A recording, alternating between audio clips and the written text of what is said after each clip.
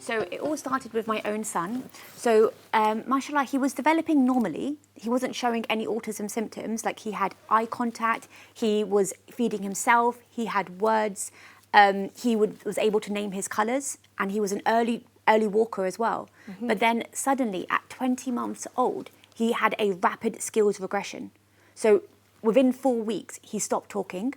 He now struggled to push himself off the ground to walk. He would stop eating completely, and he wouldn't sleep all night. I spoke to the health professionals, and they said if a child has skills and then loses them, that's a common symptom of autism. And they went to the GP. They told me he had autism, made all the appropriate referrals to speech and language therapy, occupational therapy, physiotherapy, dietitian, portage, all the referrals. And sadly, it's been 4 years since that day, and some of those appointments still haven't come through on the NHS. The first few appointments he had, after waiting on a waiting list, he had appointments for physiotherapy because of his issues. At the physiotherapy appointment, I was telling her, oh, he's doing this, he's doing that, he's not sleeping. He used to be able to, and now he's not. He used to have words, and now he doesn't. He's now struggling with sounds. Explaining all the symptoms. And in that appointment, I just felt like she was trying to decrease my lifelong expectations of him rather than spending the time trying to help him. And then at the end of the appointment, they offered me a 30-minute session to help my son every 8 to 12 weeks. And I realised there and then that they're not going to be the ones to help my child. And it's not going to affect their lives as much as it's going to affect my life and my son's life. And they don't care as much about my son as I do. Well, with my son massively struggling, being offered a half-an-hour appointment every 8 to 12 weeks was not going to be the game changer I was looking for to help him. And also, at the time, he was only 2.5 years old. So where you said before, I have degrees in, one of the degrees I have is in dentistry from the University of Bristol. So in dentistry, we learnt modules on neuroscience, neuroanatomy, brain plasticity, which is the ability to, how the brain grows and how it can be rewired. So where they were saying, there's no hope, he's going to have these symptoms, he's going to have these struggles, I was thinking that are they even aware of neuroplasticity? They don't have the same hope for my son, and the fact that you can change his behaviour because things are so early and rewire his brain than I do. So that I took that initiative to help him. I think it's actually heartbreaking to watch your son or your child regress. So everyone dreams of their child being able to fit in, make friends, talk, reach their milestones. Being better every day. Getting better every day, being relaxed.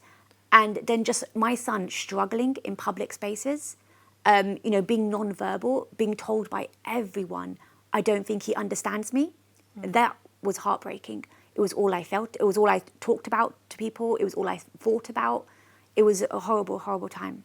After experience of my son and then learning that, having the realisation that I have to be the one to help him, I thought, okay, if I can just look into the biological causes of autism and learn what they are, then surely if I just do the opposite of that, then he'll get better, inshallah.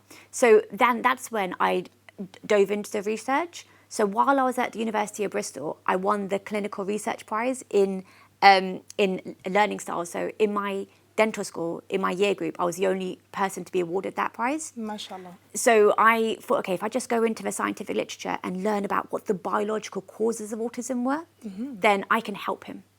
So that's when I learned about gut health, I learned about methylation, I learned about heavy metals, I learned about the cerebellum and how to grow it. I learned so much, and then I applied what I learned to my son. And then within 2 years, alhamdulillah, he got so much better.